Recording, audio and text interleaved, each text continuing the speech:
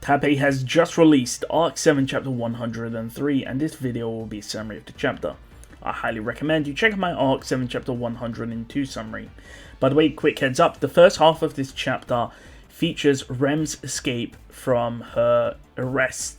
So I've already covered this before, so I'll put a link to it in the description or the pinned comment so you can go watch Rem's escape, because I've covered it in the epilogue. So I will not cover it in this video. Abel, you were the one who spread the rumor of the crowned prince. Abel hears this question and looks at Selena Dracoi, the person who asked the question. Selena Dracoi was able to get air control over the battlefield.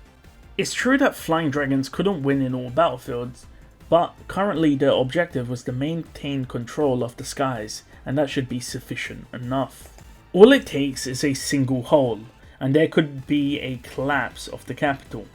Abel knows this, hence he looks for a solution. Abel asks Selena if he looks like he has time for chit-chat, telling Selena to focus on the battlefield. Selena states that she came to this position due to Abel's letter. Selena's question was most likely due to the emergence of an army to the west. Selena linking the rumors of the crown prince and then the emergence of an army to the west assumed that the army was led by the crown prince. However, Selena Dracoi doubts Vincent Valachia has a child, stating that she tried to woo him herself, but all of her advances were rejected.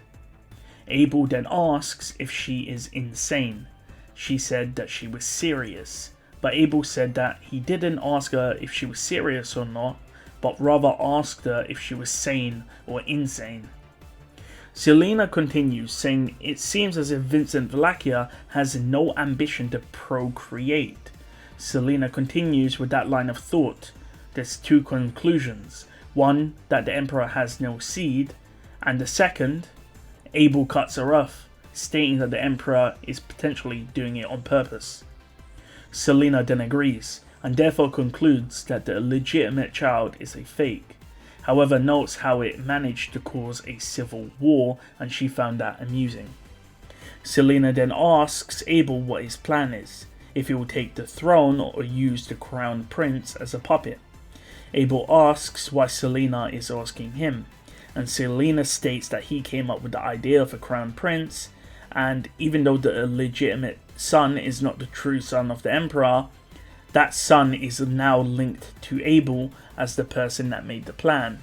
So if they win the war, then Abel of course will be the person in charge, since he's the adult and the crown prince can essentially be a puppet. Abel then states that Selena's conclusion about what will happen is incorrect, as is her thought patterns. The name on Abel's mind wasn't always the same, due to the cross-dressing of the man or even being an infant.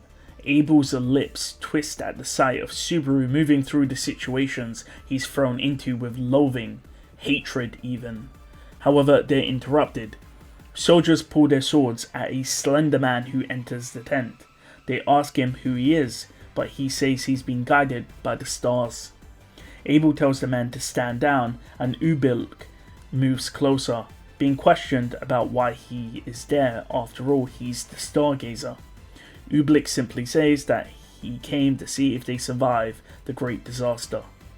Now, the last question proposed by Ublik is kind of vague. I'm not sure if he's saying that he's here to see if they survived the great disaster at Chaos Flame, or whether or not they're going to survive the upcoming, looming great disaster. The chapter was short again because the first half I've already covered, so I didn't cover that again, but that is the chapter.